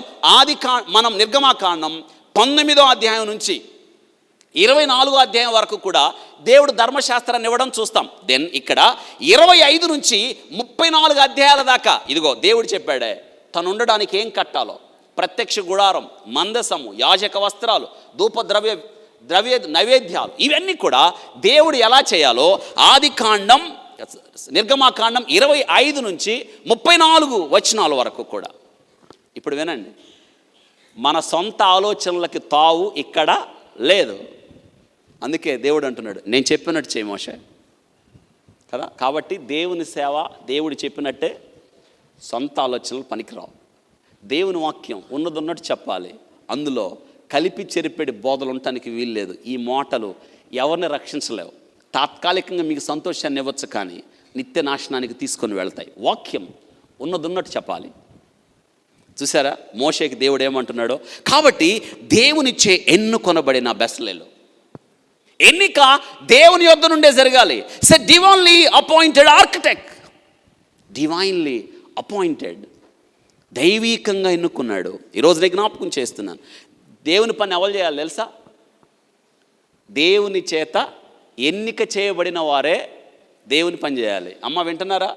కానీ నేటి దినాల్లో దేవుని పరిచర్య ఎవరు చేస్తున్నారు కదా? పెత్తనాలు ఎవరు జరుగుతున్నాయి సంఘంలో కదా? రక్షణ లేదు. ఎలక్షన్లతో పని అయిద్దా? సెలక్షన్లో పని అయిద్దా? కమిటీలతో పని అయిద్దా? అవదో. దేవుని పని ఎవరు చేయాలి? ఎన్నిక ఎక్కడి నుంచి జరగాలి? 20 లక్షల మందిలో, అందుకే 20 లక్షల మందిలో దేవునిచ్చి ఆకర్షించబడిన బెసలేలు. 20 లక్షల మందిలో ఆలోచించండి ఎంతమంది ఉన్నారు? 20 లక్షల మంది. వారందరి మధ్య దేవుడు ఎవరిని ఎన్నుకోకూడదు? దేవుని చేత ఆకర్షించబడ్డాడు. నిజంగా నేను అంటాను, తన ఎడల యథార్థ దృష్టి గల వారిని బలపరచుటకై యెహోవా కనుదృష్టి లోకమంతటా 20 లక్షల మందిలో దేవుడు బెసలేలు ఎన్నుకున్నాడు. బెసలేలు ఎందుకు ఎన్నుకున్నాడు తెలుసా? బెసలేలు దేవుని నీడలో ఉన్నవాడు, దేవుని చెంత నిలిచినవాడు, దేవుని కొరకు ఎదురు చూచినవాడు. నేను అంటాను మ్యాన్ ఆఫ్ ఫెయిత్, విశ్వాసము కలిగిన వాడు, is a man of God. దేవుని దైవజనుడు అంటాను నేను అతను. లేకపోతే దేవుడు ఎన్నుకుంటాడా? మోషేకి రాని ఆధిక్యత ఎవరికి వచ్చింది? బెసలేలుకి వచ్చింది. బెసలేల్ అస్సలు ఆలోచించండి. మోషే చెవులకు ఆ మాట విన్నప్పుడు మోషేకి ఎలా ఉంటుంది చెప్పండి? సహజంగా అనిపిస్తుంది, నా కొడుకు ఆ బాధ్యత ఇవ్వచ్చుక అని అన్నాడా మోషే? హూరు మనవాడు. ఎక్కడ హూరు మనవాడు? Ancient man. ఈయన ఒక పురాతనమైన వ్యక్తి. ఎన్నడూ ప్రజల ముందుకు అప్పటిదాకా రాలేదు, ఏ ప్రసంగం చేయలేదు, ఆయన ఎవరికి కూడా తెలియదు. 20 లక్షల మందిలో ఒక్కడే, కానీ 20 లక్షల మందిలో ఒక్కడే, కానీ 20 లక్షల మందిలో ఒక్కడిగా ఉండడానికి ఇష్టపడలేదు. దేవుని దగ్గరికి రావడానికి ఇష్టపడ్డాడు. అందుకే దేవుని చేత ఆకర్షించబడ్డాడు. ఈరోజు ఆకర్షణ ఉందా? ఆలోచించండి. ఆకర్షణ ఎందుకు లేదు మనలో? దేవుణ్ణి ఆకర్షించే వ్యక్తులుగా మనం ఎందుకు జీవించలేకపోతున్నాం? ఎందుకు మనం ప్రతిసారి తప్పటడుగులు వేస్తున్నాం? ఎందుకు మనం వెనుతిరిగిపోతున్నాం? ఆలోచించండి. దేవుడు చూశారు 20 లక్షల మందిలో బెసలేలుని దేవుడు ఎన్నుకున్నాడు. నీవే ఈ తరంలో నిందారహితుడివి అని దేవుడు ఎన్నుకున్నాడు. యెషయా కుమారులు 8 మందిలో దావీదుని ఎన్నుకున్నాడు. ఆకర్షణ. ఈరోజు ఆలోచించండి ఒక మాట, ఇంతమందిలో మీ కుటుంబంలో మీరు ఎందుకున్నారు? ఇక్కడ మీరు ఎందుకు రక్షణ పొందారు? మీరు ఎందుకు ఆరాధన చేస్తున్నారు? ఎందుకంటే దేవుడు మిమ్మల్ని ఆకర్షించుకున్నాడు. ఈ ఆకర్షణ మన గొప్పతనం వల్ల రాలేదు. కాబట్టి దేవుడు పేరు పెట్టి పిలిచిన బెసలేలు. అదే కదా దేవుడు అంటున్నాడు. దేవుడంట పేరు పెట్టి పిలిచాడు కదా. నేను యూదా గోత్రములో హూరు మనోడును ఊరు కుమారునైన బెసలేలు అను పేరు గల వానిని పిలిచితిని. ఆహా, దేవుడంట పేరు పెట్టి పిలిచాడంట. ఎవరినండి? అంటే దేవుడికి ఒక్క మంచి గొప్ప కదా క్యారెక్టర్ మనకు అర్థమవుతుంది. ఆయన పేరు పెట్టి పిలుస్తున్నాడు. ఎంత ధన్యత! దేవుడు పేరు పెట్టి పిలవడం. అమ్మా వింటున్నారా? ఎంత ధన్యత ఆలోచించండి. పేరు పెట్టి పిలిచే దేవుడు ఆయన. అవును కదా. బెసలేలు ఎవరి పేరు? దేవుడు పిలుస్తున్నాడు. దేవుడు ఆలోచించండి, పేరు పెట్టి పిలిచే దేవుడు. ఈ దినాన నిన్ను కూడా పేరు పెట్టి పిలుస్తున్నాడు ఆయన. వస్తారా? నీవుగా కాదు, ఒక ప్రత్యేకంగా బ్రతుకు కదా. అందరిలో ఎంతకాలం ఒక్కడిగా బ్రతుకుతావు? అందరిలో ఒక్కడిగా బ్రతకాలి. నీకు తిరుగుండద్దు, నీకు సాటి రావద్దు ఎవరు కూడా. నీవు ప్రత్యేకంగా జీవించాలి. దేవుడు నేను తన జ్ఞానాత్మలు విద్య వివేకముతో దేవుడు నింపడానికి ఇష్టపడుతున్నావు. నువ్వు బెసలేలాగా జీవిస్తే దేవుడు పేరు పెట్టి పిలిచిన బెసలేల్. మోషే ఇదిగో యూదా గోత్రంలో ఉన్నాడే బెసలేలు అనేవాడిని నేను పేరు పెట్టి పిలిచి, నాకు కావాలి బెసలేలు. బెసలేలు తెలుసా నీకు అన్నప్పుడు మోషేకి ఎలా ఉంటుంది చెప్పండి? ఇది నన్ను జ్ఞాపకం చేస్తున్నాను. ఆలోచించండి. బెసలేలు పేరు పెట్టి పిలువబడినవాడు. ఈరోజు మన దేవుడు అంటున్నాడు, పురుగు అంటే యాకోబు భయపడవద్దు, పేరు పెట్టి పిలుస్తున్నాడు ఆయన. ఈరోజు నిన్ను కూడా పేరు పెట్టి పిలుస్తాడు. జకర్యా అని పేరు పెట్టి పిలిచాడు కదా. అవును, మోషే అని పేరు పెట్టి పిలిచాడు. సమూయేలు అని పేరు పెట్టి పిలిచాడు. నేను జ్ఞాపకం చేస్తున్నాను. మార్తను పేరు పెట్టి పిలిచాడు. సీమోను అని పేరు పెట్టి పిలిచాడు. ఈరోజు నిన్ను నన్ను కూడా ఆయన పేరు పెట్టి పిలుస్తాడు. అవును కదా. అవును, దేవుడు మనల్ని పిలుస్తున్నాడు. చీకటి నుండి ఆశ్చర్యకరమైన తన వెలుగులోనికి రమ్మని పిలుస్తున్నాడు దేవుడు. రండి, సత్క్రియలు చేయడానికి రండి. దేవుడు నీకు తలాంతులు ఇస్తాడు, సామర్థ్యం ఇస్తాడు, నీకు ఒక గొప్ప పని అప్పగిస్తాడు. దేవునితో సంబంధం కలిగిన బెస్లేలు ఆలోచించండి. దేవునితో సంబంధం 31:5 అంట దేవునితో ఎంత సంబంధం ఉందో చెప్తున్నాడు. చూసారా, ఈ సంబంధం ఈ 5వ వచనంలో దేవునితో సంబంధం కలిగి ఉన్నాడు కాబట్టి ఎన్ని గొప్ప ఆధిక్యతలు ఉన్నాయో చూడండి. దేవుడు ఒక పెద్ద లిస్టు చెప్పాడు, బంగారుతోనూ వెండితోను. దానిపైన చూడండి 3వ వచనంలో విచిత్రమైన పనులు కల్పించుటకును. ఏ పనులు అంటే అర్థం ఏంటి? బెస్సలేలు మాత్రమే ఆ పని. ఏమా ఎప్పుడైనా మీ దగ్గరికి నువ్వు మాత్రమే ఈ పని చేయగలవు అన్నారా?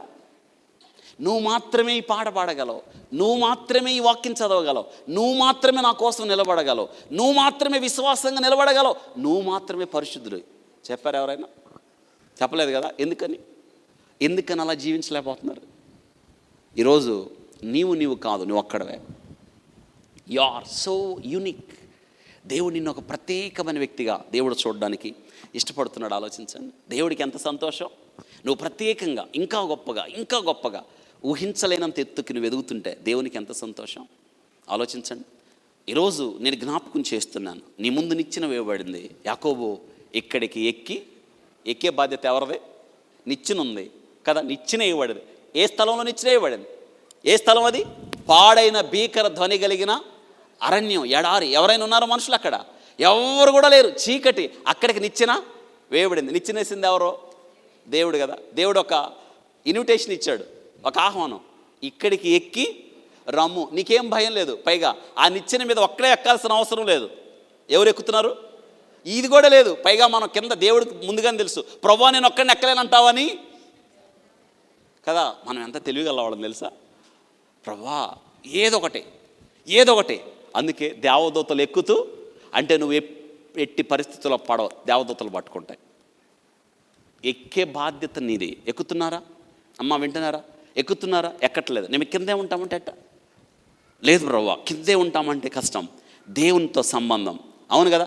నువ్వు దేవునితో సంబంధం కలిగి ఉన్నంత వరకు నీ జీవితానికి ఎదురు లేదు, నీ జీవితానికి తిరిగే లేదు.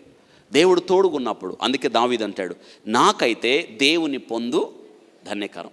దేవునితో సంబంధం నాకు ధన్యకరం. దేవుడు లేకుండా నా జీవితానికి అర్థమే లేదు, దేవుడు లేకుండా నా జీవితానికి యోగ్యత లేదని మాటని జ్ఞాపకం చేస్తున్నాను. ఆలోచించండి, ఈరోజు మనకి దేవుని పొందు ధన్యకరం. దాని తర్వాత చూడండి, జ్ఞాన విద్య వివేకము. దేవుడు అంటే ఏమి ఇచ్చాడు చూడండి, జ్ఞానం ఇచ్చాడు, తర్వాత విద్య వివేకము దేవుడు ఇచ్చాడు. ఆలోచించండి, జ్ఞాన విద్య వివేకం. అందరు చెప్పండి అమ్మ, ఏమిచ్చాడు? మనకేముంది? జ్ఞాన విద్యా వివేకం. కాబట్టి దేవుని యందు భయభక్తులు కలిగి ఉన్న బెస్సలేలు. ఆ మాట రాసుకోండి, దేవుని యందు భయభక్తులు కలిగిన బెస్సలేలు. దేవుని యందు భయభక్తులు. అందరూ చెప్పండి, దేవుని యందు ఏమున్నాయి? భయభక్తులు కలిగి ఉండుట జ్ఞానానికి. నిజంగా మనకెందుకు జ్ఞానం లేకపోతుంది? ఎందుకు విఫలమైపోతున్నాం? ఎందుకు జారిపోతున్నాం? అవును, నేనంటాను, దేవుని యందు భయభక్తులు కలిగి ఉన్నాడు కాబట్టి బెస్సలేలు ఆయన జీవితానికి ధన్యత, ఆయన జీవితానికి ఆధారం, ఆయన జీవితానికి యోగ్యత. నేనంటాను, తాత భక్తి, తండ్రి భక్తి ఎవరిలో ఉంది? మనవళ్ళలో ఉంది. ఆ మాట రాసుకోండి. కాబట్టి దేవుని యందు భయభక్తులు కలిగి ఉండుట తెలివికి మూలం. సామెతలో 1:7, 9, 10 ఈ మాటలు ఉంటాయి. దేవుని యందు భయభక్తులు కలిగి ఉన్న బెస్సలేలు. సామెతలో 1:7, 9, 10. యెహోవా యందలి భయము జ్ఞానమునకు మూలము, ఆయన శాసనములను అనుసరించే వారందరూ మంచి వివేకం కలిగిన వారు అంటున్నాడు కీర్తనకారుడు. 111 అధ్యాయం 10వ వచనం. 111, 10వ వచనంలో యెహోవా యందలి భయము జ్ఞానమునకు మూలము, ఆయన శాసనములను అనుసరించే వారందరూ మంచి వివేకము కలిగిన వారు. కాబట్టి అమ్మ వింటున్నారా? యెహోవా యందు భయభక్తులు కలిగి ఉండుట జ్ఞానానికి మూలం. దేవుని యందలి విశ్వాసము కలిగిన బెస్సలేలు. ఆ మాట రాసుకోండి, దేవుని యందలి విశ్వాసం కదా. అవును, ఎంతగా విశ్వాసం ఉంచితే దేవునికి ఇష్టమైందో ఆలోచించండి. విశ్వాసము లేకుండా దేవునికి ఇష్టడై ఉండుట. కాబట్టి దీన్ని బట్టి ఏమర్థమవుతుంది? బెస్సలేలు ఖచ్చితంగా దేవుని యందలి ఏముంది? ఆయనకి విశ్వాసం కదా. కాబట్టి దేవుని యందలి విశ్వాసము కలిగిన బెస్సలేలు రక్షణ పొంది ఎంతకాలం, విశ్వాస జీవితంలో కొనసాగుతూ ఎంతకాలం, ఈరోజు ఆ భక్తి, ఆ విశ్వాసం మనలో ఉందా? దేవుని సంతోషపెట్టే విశ్వాసం మనలో ఎందుకు లేదు ఆలోచించండి. అవును, దేవుని ఆత్మతో నింపబడిన బెసలేలు. దేవుడు ఏమన్నాడు చూడండి, 3-5 వచనాల్లో చూడండి. ఊరు కుమారుడని బెసలేలని పేరు గలవాన్ని పిలిచితిని, విచిత్రమైన పనులు అని మొదలుపెట్టి అన్నాడు. చూడండి, వానికి కలుగునట్లు జ్ఞాన విద్య వివేకమును సమస్తమైన పనులు నేర్పును వానికి కలుగునట్లు వానిని దేవుని ఆత్మపూర్ణునిగా చేసితిని. అంటే బెసలేలు దేవుడు దేంతో నింపాడు? ఆత్మ పూర్ణునిగా. కాబట్టి ఇప్పుడు బెసలేల్లో ఎవరి ఆత్మ వచ్చింది? దేవుడు అన్నాడు, నా ఆత్మ లేనివాడు నా వాడు. అమ్మ, మనలో ఆత్మ ఉందా? ఎవరి ఆత్మ చేత నడిపించబడుతున్నావు? దేవుని ఆత్మ చేత నడిపించబడే వారందరూ కూడా ఆయన బిడ్డలు, ఆయన కదా. దేవుడు అంటున్నాడు, నా ఆత్మ లేనివాడు నా వాడు కాదు, అందుకే ఆత్మానుసారంగా నడుచుకోండి అంటున్నాడు గలతీ పత్రిక 5:16లో. కాబట్టి దేవుని ఆత్మ రక్షణ పొందినప్పుడు నీ జీవితంలో దేవుడు తన ఆత్మను నీకు ఇస్తాడు. మారు మనసు పొందినప్పుడు, ప్రభువా ఇంకా నేను నీ కోసం జీవిస్తాను ప్రభువా. దేవుడు ఈ కొత్త నిబంధన కాలంలో మనం పూర్తిగా పరిశుద్ధాత్మ ఆధీనంలోకి మనం వచ్చేసాం. నా మాటలు మీకు అర్థమవుతాయి. పాత నిబంధన కాలంలో దేవుని ఆత్మ వచ్చి పని జరిగించి వెళ్ళిపోయేది. అందుకే మనం తరచుగా పాత నిబంధనలో యెహోవా ఆత్మ అతని మీదికి రాగా అనే మాట చదువుతాం. కానీ ఇది పాత నిబంధన. అందుకే దేవుని ఆత్మ, పరిశుద్ధాత్మ ఎప్పుడు తనతో ఉండాలని కీర్తనకారుడు కోరుకొని, ప్రభువా నీ ఆత్మను నా యొద్ద నుండి తీసివేయొద్దు, నాతోనే ఉండాలి. కొత్త నిబంధనలో మళ్ళీ ఆత్మ వచ్చి వెళ్ళిపోదు. రక్షణ పొందిన తర్వాత, యేసుక్రీస్తు రక్తం ద్వారా కడగబడిన తర్వాత, దేవుని బిడ్డగా రూపాంతరం చెందిన తర్వాత పరిశుద్ధాత్మ ఎప్పుడు నీతోనే ఉంటుంది. చాలామంది కనిపెట్టండి ఆత్మ కొరకు లేదు, దేవుని ఆత్మ నీతోనే ఉంది. ఆయన ఆత్మ లేనివాడు నా వాడు. కాబట్టి ఇక్కడ వినండి, దేవుని ఆత్మతో నింపబడ్డాడు. నిజంగా దేవునికి ఇష్టమైతే కదా ఆత్మ ఇస్తాడు. మీ దేహం దేవుని ఆలయం అనియు దేవుని ఆత్మ అందులో నివాసము చేయుచున్నదని మీరు ఎరగరా అన్నాడు. కాబట్టి దేవుని ఆత్మ నివాసం చేస్తుంది ఎరగరా మీరు? ఈ దినాన్ని జ్ఞాపకం చేస్తున్నాను. కాబట్టి దేవుని ఆత్మ, ఎఫెసీ పత్రిక 1వ అధ్యాయం 13-14 వచనాల్లో దేవుడు మనలను కూడా ఆత్మతో నింపుతాడన్న విషయాన్ని ఇక్కడ పౌలు రాస్తున్నాడు. మీరు సత్యవాక్యమును అనగా మీ రక్షణ సువార్తను విని క్రీస్తునందుల విశ్వాసముంచి వాగ్దానము చేయబడిన ఆత్మచేత ముద్రించబడితిరి అన్నాడు. కాబట్టి ఆత్మచేత ముద్రించబడ్డాం. కాబట్టి బెసలేలు దేవుని ఆత్మతో నింపబడ్డాడు. గొప్ప పని కొరకు దేవుడు వాడుకున్న బెసలేలు గొప్ప పని కొరకు. నిజమే కదా, అంత గొప్ప పని చేయడానికి కదా, దేవుడు ఉండడానికి నివాస స్థలాన్ని, ప్రత్యక్ష గుడారాన్ని కట్టడం అంటే మాటలా? కాబట్టి నేను అంటాను, you are made to live for God. దేవుని కొరకు చేయబడ్డా. You are shape to serve God. దేవుని కొరకు మనం చేయబడ్డాం. ఈరోజు నేను జ్ఞాపకం చేస్తున్నాను. ఆలోచించండి. మరి దేవుడు మీరు ఇష్టపడితే, దేవుని యొద్దకు రాగలిగితే, దేవుడు మీకు పని అప్పగిస్తున్నాడు, తలాంతులు ఇస్తాడు, సామర్థ్యం ఇస్తాడు, గొప్ప స్థితిని ఇస్తాడు. దేవుడు మిమ్మల్ని ప్రత్యేకించుకున్నాడు. మీరు ఒక బెసలేలు అవ్వాలి. దేవుని కొరకు గొప్ప పని చేసే వ్యక్తులుగా మీరు మారాలని నేను జ్ఞాపకం చేస్తున్నాను. నైపుణ్యము కలిగిన బెసలేలు, నైపుణ్యం కలిగిన బెసలేలు కదా. అందుకే 20 లక్షల మందిలో ఆయన నైపుణ్యం ఏంటో దేవుడి వచనాల్లో అంటున్నాడు. బెసలేలు ఎంత నైపుణ్యం కలిగిన వాడో ఏం చెప్తున్నాడు చూడండి. బెసలేలంట విచిత్రమైన పనులు కల్పించుటకు, బంగారుతోను వెండితోను ఇత్తడితోను పనిచేయుటకును, పొదుగుటకై రత్నములను సానబెట్టుటకును, కర్రను కోసి చెక్కుటకును, సమస్త విధమైన పనులను చేయుటకును, జ్ఞాన విద్యా వివేకములను సమస్తమైన పనులు నేర్పును వానికి కలుగునట్లు వానిని దేవుని ఆత్మ పూర్ణునిగా చేసి ఉన్నాను. నిజంగా ఆలోచించండి, దేవుని ఆత్మ పూర్ణునిగా చేసి ఉన్నాను అంటున్నాడు. ఈరోజు నేను జ్ఞాపకం చేస్తున్నాను, దేవుని ఆత్మ పూర్ణునిగా. ఎంత నైపుణ్యం ఉంది! అవును, ఈ నైపుణ్యం దేవుడే ఇస్తాడు. అయితే నైపుణ్యం దేవుడిచ్చాడు, దానిని సాధన చేసిన బెసలేలు సాధన చేశాడు. దేవుడు ఒకటి ఇచ్చినప్పుడు మనం ఏం చేయాలి?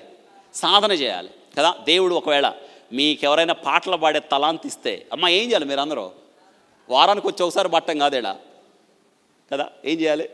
చాలామంది ఇది పాట పాడమంటే జనవరాని పాడతారంటారు. ఇంతకు ఎవరి కోసం పాడుతున్నారు? దేవుని కోసమా, జనం కోసమా? నో, దేవుని కోసం పాడాలి. జనం కోసం పాడితే నీ గొంతు మారదు, గొంతు ఇంకా పాడైపోద్ది. అవునా కదా? జనం కోసం పాడొద్దు, దేవుని కోసం పాడాలి. జనం కోసం వాయించొద్దు, దేవుని కోసం కదా. ఈరోజు నేను జ్ఞాపకం చేస్తాను, యేసయ్య 5,000 మంది ఉన్నప్పుడు ఎలా చెప్పాడో ఒక్క సమరయ స్త్రీకి కూడా మనమండి కదా. మనకేం అలవాటైంది? పాటలు పెంచాలంటా తగ్గాలన్నా మీ మీద ఆధారపడి ఉంది. ఇంకా రాలేదా? ఇంకో పాట పాడండి. ఎవరెవరి కోసం ఎదురు చూస్తున్నారో మీరు ఆలోచించండి. దేవుడు ఎదురు చుట్టూ న్యాయం అంటారా? కాదు కదా. బెసలేలు చూడండి, నైపుణ్యం. ఆ నైపుణ్యాన్ని బెసలేలు సాధన చేశాడు. బెసలేలు ఎక్సర్సైజ్ క్రియేటివిటీ. దేవుడిచ్చిన తలాంతుని ఇతడు సాధన చేశాడు. అందుకే పౌలు అన్నాడు తిమోతి వీటి ఎందే సాధకము, ఈ భక్తి, ఈ విశ్వాసం, ఈ ప్రార్థన, ఈ నిరీక్షణ, పవిత్రత, ఆత్మ పరిశీలన, ఈ యొక్క విషయంలో నీకు నీవే సాధన. ఎవరంతటి వాళ్ళు? అందుకే సాక్ష్యము పొందిన బెసలేలు. చూడండి మోషే ఏ సాక్ష్యం చెప్తున్నాడు? నిర్గమకాండం 35వ అధ్యాయం. నిర్గమకాండం 35వ అధ్యాయం.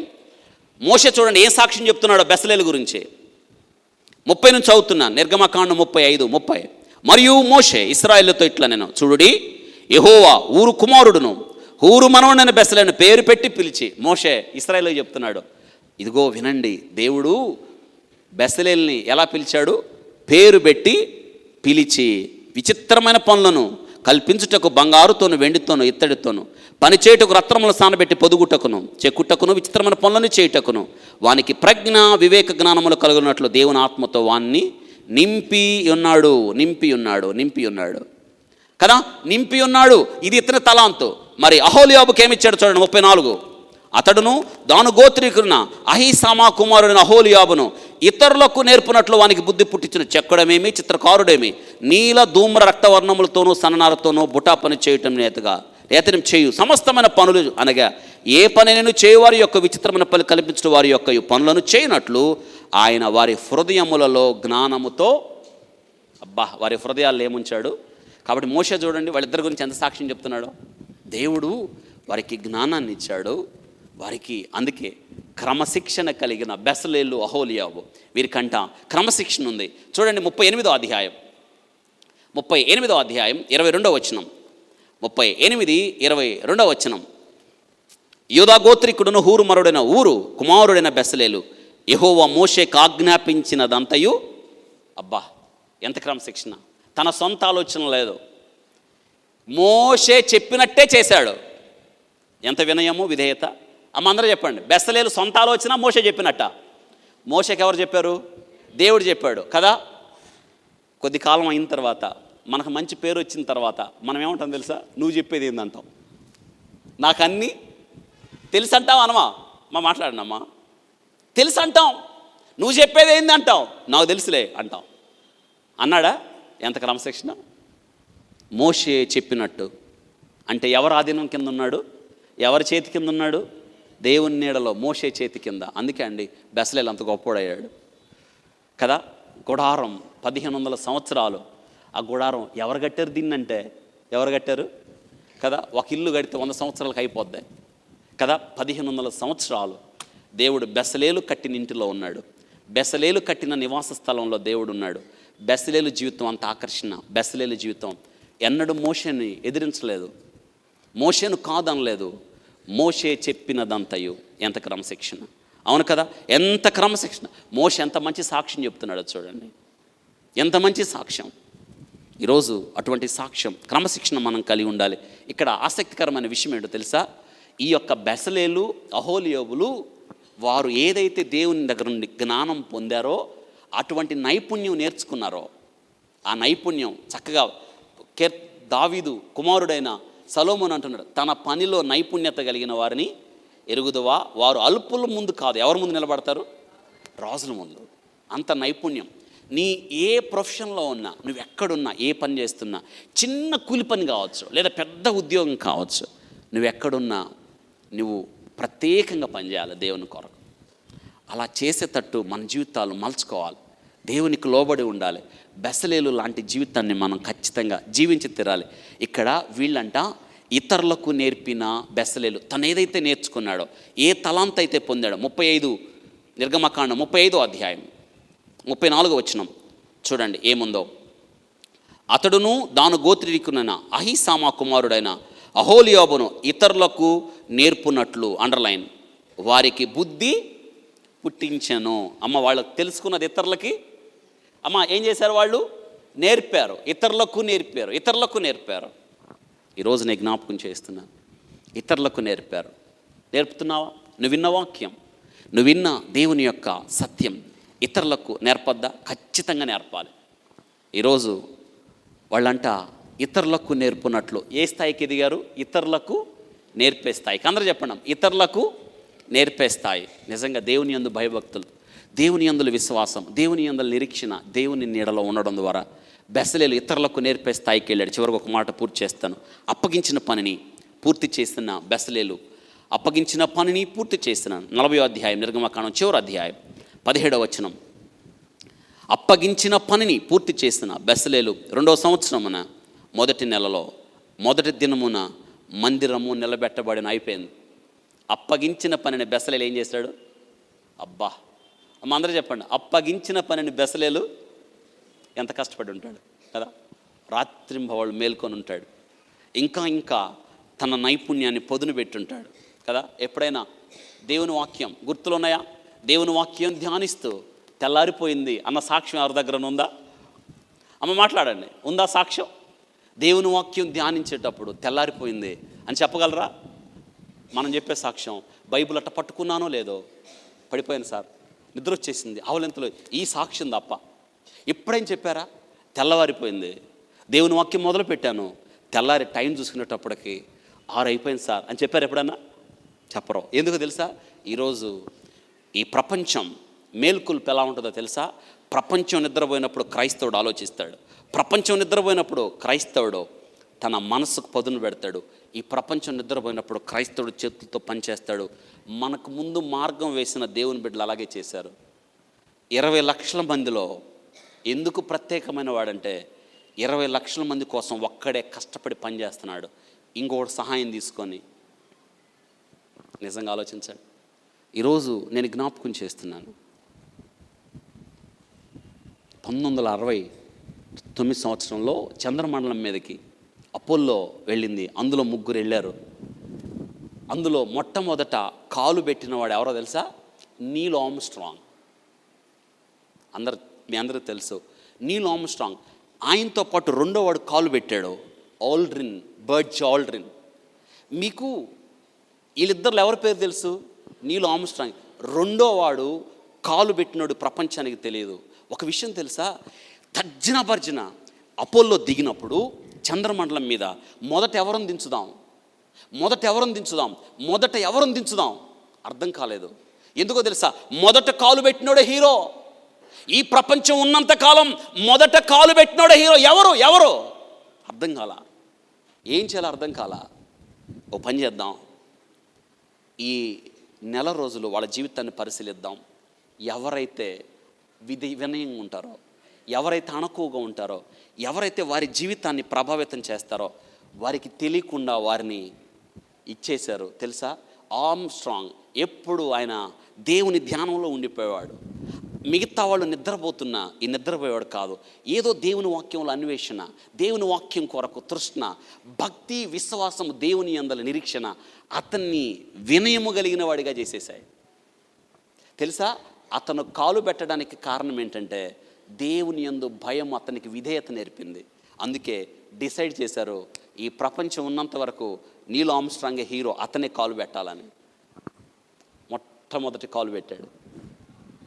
నిజంగా ఆలోచించండి. ఈ అడుగు ఎప్పటికెక్కడుంది? వెళ్ళి చూసి రావచ్చు. మీరు వెళ్తే ఖచ్చితంగా ఎక్కడుందని ఎతకండి.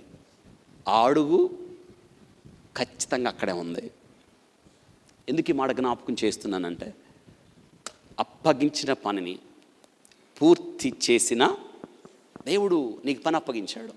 పూర్తి చేస్తున్నావా? ఈరోజు నేను జ్ఞాపకం చేస్తున్నాను, పూర్తి చేస్తున్నావా? ఈరోజు నువ్వు పూర్తి చేయాలి, పూర్తి చేసి తీరాలి. ఈరోజు నేను జ్ఞాపకం చేస్తున్నాను, పూర్తి చేసి ఖచ్చితంగా తీరాలి. విడిచిపెట్టకండి, ఆగిపోకండి, నాకు చేత కాదు అనకండి, నా వల్ల కాదనొద్దు, నేను బలహీనుని అనొద్దు. ఒక్కసారి యూదా గోత్రంలో ఉన్న బెసలేలు జ్ఞాపకం చేసుకోండి. ఒకవేళ బెసలేలు జ్ఞాపకం చేసుకోవద్దా? ఇలా అంటారు మీరు, ఏంటో అమ్మో ఆయన మంచి గోత్రం కాదని. ఇంకొక ఆయన ఉన్నాడు, ఎవరు? అహోలియోబు. ఆయన ఎవరు? దాను గోత్రం. ఆలోచించండి, దాను గోత్రం. అతనికి ఏం తలాంత్ ఉంది ఆలోచించండి. అతనికి ఏముంది? ఏం లేదు. దాను గోత్రం, కట్లపాము, విషం, తీర్పు కింద ఉన్నవాడిని దేవుడు పక్కకు తీసుకొచ్చి అతనికి ఏమి ఇచ్చాడు తెలుసా? అతనికి తలాంత్ ఇచ్చాడు కదా. ఒక్క మాట, అతనికి దేవుడు ఏమి ఇచ్చాడు చూడండి. అతన్ని దేవుడు వాడుకోవడానికి ఇష్టపడ్డాడు. నిజంగా మనం ఆలోచించినప్పుడు అతనికి ఉన్న ఈ తలాంతుని గురించి మనం విన్నప్పుడు ఎంత ఆసక్తి కలిగించిందో ఈ మాటని చెప్పడానికి ఇష్టపడుతున్నాను. నిర్గమకాండం 38వ అధ్యాయం 22వ వచనం చూడండి. ఏముంది అక్కడ? యూదా గోత్రీకుడైన హూరు మనవడు హూరు కుమారుడు బెసలేలు యెహోవా మోషేకు ఆజ్ఞాపించినదంతయు చేస్తున్నాను. ఇది చూడండి, ఇతని గురించి ఉంది. దాను గోత్రీకుడును అహీసామాకు కుమారుడు అహీయోబు అతనికి తోడయుండెను. ఇతడి తలాంత్ ఏంటో చూడండి, ఇతని టాలెంట్ ఏంటో.